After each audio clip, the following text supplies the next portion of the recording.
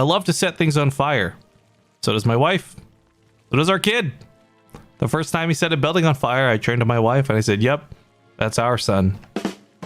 All right, welcome back, everybody. It's arson. Nah, I probably messed that up. Whatever. I'm 4 cast, something deep into it. Let's keep going with this AlphaStar progression run. So, now fighting here at the diamond level of MMR. To the top right, we have the blue Zerg AlphaStar. And with their opponent, oh, another Terran. To the bottom left, the red diamond level player. Now, for those who don't know, I like to cast these replays really authentically. It's very difficult to enjoy a game if you know the outcome of it. So I try my best to avoid spoilers. I don't look at the timers. What I've been doing for these is I ahead of time sorted out the various different levels. So if I saw that there was a platinum player, I put it in a platinum folder. If I saw it was a diamond player, I put it in a diamond folder, etc. And I am totally just picking these at random. If we do another progression run with one of the other races, like if you guys ended up liking this series, then I'll do the same thing with Terran or Protoss or what have you. But for now, we are continuing on. This is another episode in a series, I guess a sub-series of the AlphaStar casts, the AlphaStar progression casts.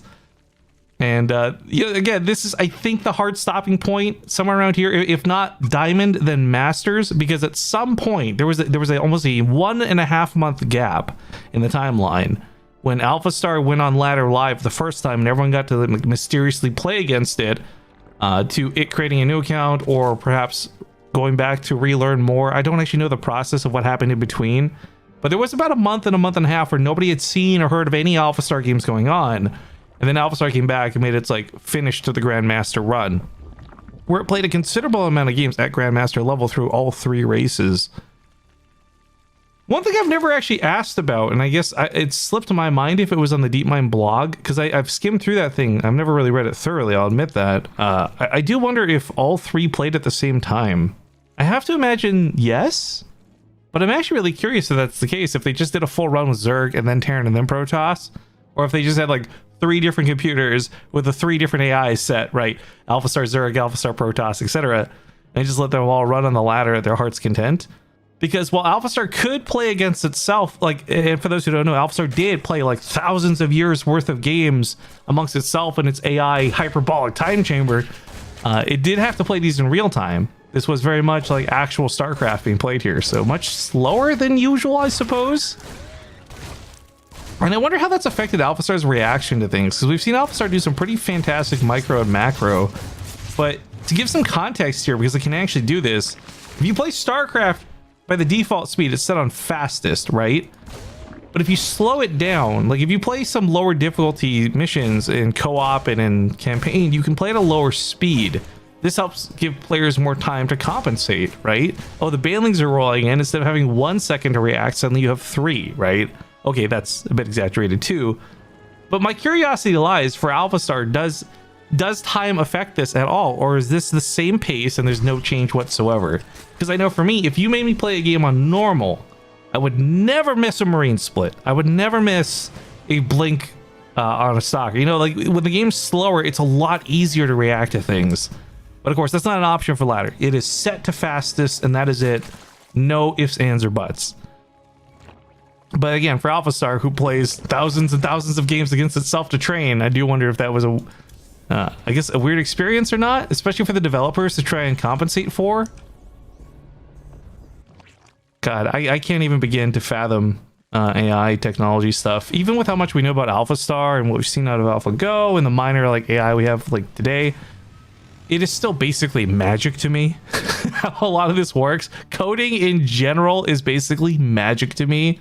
I'm just a very dumb, very simple guy who likes watching StarCraft too. And AlphaStar has certainly added a new level of spice to it. But unfortunately, AlphaStar is going to get attacked pretty quick here. Luckily, though, with Queens out, it should be able to defend. Viking, a very old school Pult-esque Viking, takes out not 1 Overlord, but soon to be 2. Now this, I should note, this was at a time period where, yes, swarm hosts and Nidus swarms were a pain in the butt for everybody, but they weren't really super mainstream.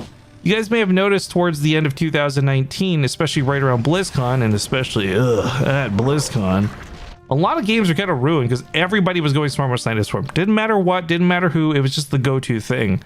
That really ramped up. I feel like we had this huge patch where people would sometimes go for it, and you would see players like Bly abuse Nidus Worms, which, by the way, AlphaStar is going to do. But then there was just like this like steep incline of everybody doing it. So again, clearing out the Overlords is great. I think this was just a solid Viking play. I don't think this was made to try and counter Nidus Worms. But that Nidus Worm is coming down. Unlike the previous games though, where we've seen AlphaStar just bring massive amounts of queens forward. Oh, that's not a wall. Oh, that's not a wall. Oh no, Terran bro. Oh, well, this isn't good. Forget the Nidus Worm. This is already chaos. Lings have slipped in through the wall and they've taken out the SCVs trying to build this wall. Liberator is out, sure, but the Lings can just run past that and go for the SCVs. And meanwhile, the Hellions are still cutting around the Roaches, but Hellions aren't here to fight Roaches. They're not supposed to fight this. A Viking on the other side of the map might claim an Overlord or two, but let's not forget at any point, AlphaStar can still place down a Nidus Worm to assist here. Now, this is not a great spot for the Nidus Worm. It's in clear view of the tank, and our Terran player should be able to deny this.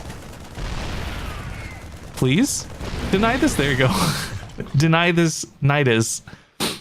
Stim's on the way too. That's going to help a little bit. Just kidding. There's no units left alive to benefit from Stim.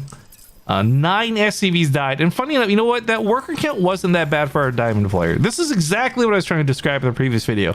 Diamond is this level where kind of like it's a negative word in context, but like you're trying hard. You're a tryhard.